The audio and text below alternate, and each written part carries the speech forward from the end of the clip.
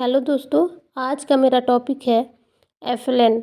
FLN जो कि हमारे बीएड, डीएलएड और एजुकेशन से जो भी आप डिग्री ले रहे हैं या फिर कोई भी कॉम्पिटिटिव एग्ज़ाम भी दे रहे हैं तो जीके जीएस में भी इसका बहुत महत्व है। इसलिए चलिए शुरू करते हैं। एफएलएन का फुल फॉर्म क्या है? एफएलएन का फुल फॉर्म इंग्लिश में फाउंडेशनल लिटरेसी एंड न्यूमरेसी होता है और हिंदी में मूलभूत साक्षरता और संख्यात्मक है। तो दोस्तों, एफएलएन का फुल फॉर्म में आप ये देखा कि फाउंडेशनल लिटरेसी एंड न्यूमरेसी। आगे बढ़ते हैं। एफएलएन होता क्या है? एफएलएन क्या होता है, इसके जानने के लिए इसके अर्थ को सबसे पहले हम लोग समझेंगे कि एफएलएन का अर्थ क्या होता है। एफएलएन में आपको क्या क्या जानना है, कैसे पढ़ना है, इसके आगे बढ़ते हैं। चलिए दोस्तों, एफएलएन भारत सरकार की एक नई शिक्षा नीति है जिसे निपुण भारत मिशन के अंतर्गत लागू किया गया है। इसके अंतर्गत 0 से 8 साल के बच्चे को समग्र विकास का फोकस किया जाता है। अब 0 से 8 मतलब ये तो नहीं होता है कि आप बच्चे को ले गए, जन्म होते ही स्कूल में ले जाकर बैठा दिया, ऐसा नहीं है। थोड़ा सा बच्चा जब उसके एबल हो जाए, थोड़ा सा बच्चा डेवलप हो जाए तो आप इसको स्कूल में पढ़ा सकते हैं। चलिए आगे बढ़ते हैं। ऐसा कहा जाता है कि बच्चे की बुद्धि और शारीरिक विकास का सबसे महत्वपूर्ण समय यही होता है और यहीं से बच्चे के नए भावनाओं का समावेशन किया जा सकता है। इसे ध्यान में रखते हुए ही सरकार ने अपनी नई शिक्षा नीति के अंतर्गत 0 से 8 साल के बच्चे को शामिल किया गया है।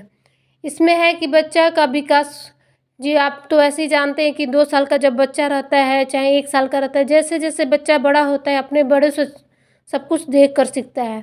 उसका वृद्धि विकास इसी एज में सबसे ज़्यादा होता है। जैसे कि बच्चा 2 साल के अंतर्गत आप देखते होंगे बच्चे अचानक से बड़े हो जाते हैं, थोड़ा सा उसके बाद से स्लो होता है, फिर आगे बढ़ते हैं तो उसका आगे डेवलपमेंट है। लैंग्वेज आप जैसे जैसे बोलेंगे वैसे वैसे बच्चे सीखते हैं। जैसे कोई पापा मम्मी है, मम्मी खाना बना रही है उसको देख के बच्चे सीखते हैं। पापा अगर कुछ काम कर रहे हैं उसको देख के बच्चे सीखते हैं, जैसे दाढ़ी बनाना वो भी देख कर सीखते हैं। तो आगे बढ़ते हैं अब दोस्तों। अब जानते हैं एफएलएन का उद्देश्य क्या है। एफएलएन यानी मूलभूत साक्षरता और संख्यात्मक के रूप में लागू की गई नई शिक्षा नीति का बहुत ही महत्वपूर्ण उद्देश्य है। इसके अंतर्गत हम लोग बच्चे को सबसे पहले उसके लैंग्वेज डेवलपमेंट का है, संख्यात्मक का वो उनको ज्ञान हो सके। और ये नई शिक्षा नीति के लिए बहुत ज़्यादा ज़रूरी है कि बच्चे आगे बढ़ने के लिए ये निपुण हो। इसके अंतर्गत बच्चे के सामाजिक, शैक्षिक और बौद्धिक विकास को शामिल किया गया है। निपुण भारत मिशन की इस योजना के अंतर्गत यह सुनिश्चित किया जाना है कि बच्चे खेल, कहानियों, तुकबंदी गतिविधियों, स्थानीय कला, शिल्प कला और संगीत के माध्यम से विकास के रास्ते पर आगे बढ़े और नई शिक्षा नीति को सीखने में तत्पर हो। जैसे कि बच्चे अपने आसपास के चीज़ों से बहुत ज़्यादा सीखते हैं, आसपास देखते हैं तो फील करते हैं कि क्या है, तो बच्चे खेल में आगे बढ़े, कहानियों से कुछ कुछ सीखें, गतिविधियाँ करते हैं तो उससे जल्दी सीख जाते हैं। स्थानीय कला में कोई बच्चा निपुण हो सकता है, इसको देखते हुए उसको आगे बढ़ाना है। जैसे संगीत में कोई बच्चे को गाना बहुत ज़्यादा पसंद होता है, किसी को क्रिएटिव माइंड होता है तो वो अलग अलग वर्क करते रहते हैं। तो इसको ध्यान में रखते हुए नई शिक्षा नीति ने एफएलएन के ऊपर काम किया। तो आगे बढ़ते हैं दोस्तों। सीधे शब्दों में कहा जाए कि इस योजना का उद्देश्य को नए माध्यमों का उपयोग करके हर क्षेत्र में उसका ध्यान आकर्षित करना है, जिसे प्री स्कूल से लेकर 3rd ग्रेड तक के बच्चों के लिए लागू किया गया है। यह योजना उसके डेवलपमेंट अर्थात विकास के लिए बहुत महत्वपूर्ण भूमिका निभा रही है। जैसे कि आप शुरू में ही बच्चे को पढ़ना बहुत ज़्यादा सिखा दिए हैं। जैसे कोई बच्चा का डेवलपमेंट जो 2 साल का बच्चा है मान लीजिए, और उसको आप पढ़ाना चाहते हैं आप बीएड में हैं तो बीएड का, जैसे सीटेट पास करने का, तो इसमें तो उन लोगों को समझ में नहीं। और कुछ बच्चे ऐसे होते हैं जो कि बच्चे पढ़ते तो हैं और बहुत सारी चीज़ों में ध्यान उनका नहीं जा पाता है।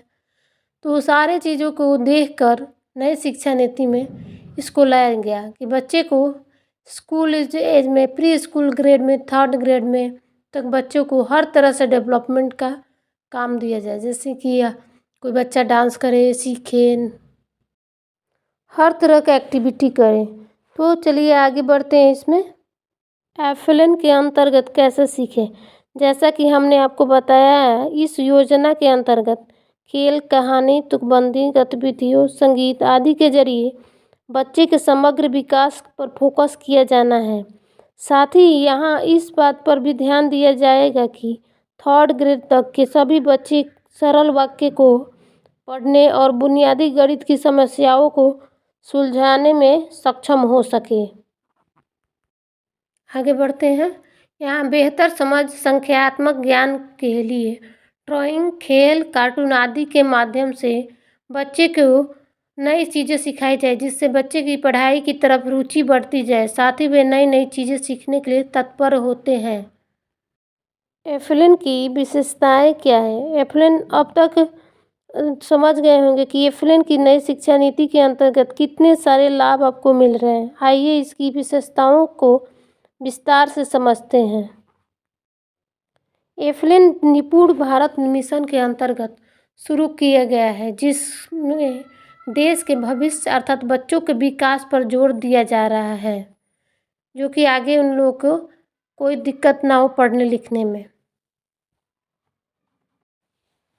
एफएलएन के अंतर्गत 0 से 8 साल के थर्ड ग्रेड के बच्चे को शामिल किया गया है। इसका उद्देश्य बच्चे के समग्र विकास पर फोकस करना है। मूलभूत साक्षरता संख्यात्मक की नई शिक्षा नीति के अंतर्गत बच्चों को ड्राइंग, खेल, गतिविधियों, संगीत, कार्टून आदि के माध्यम से बेसिक शिक्षा, कैलकुलेशन को आसान शब्दों में पाठों को पढ़ाना और सिखाया जाता है। शारीरिक, मानसिक और बौद्धिक विकास के लिए नई नई गतिविधियाँ यहाँ कराई जाती है, जिससे बच्चे पढ़ाई की तरफ रुचि ले सके और नई शिक्षा को सीखने के तत्पर हो सके। इसमें है कि बच्चे को नई नई चीज़ों को सीखने के लिए, जिज्ञासु बनाने के लिए नए नए तरीके से बच्चों को दिखाना, अलग अलग गतिविधि कराना, जिससे बच्चे सीखने में मज़ा ले सके।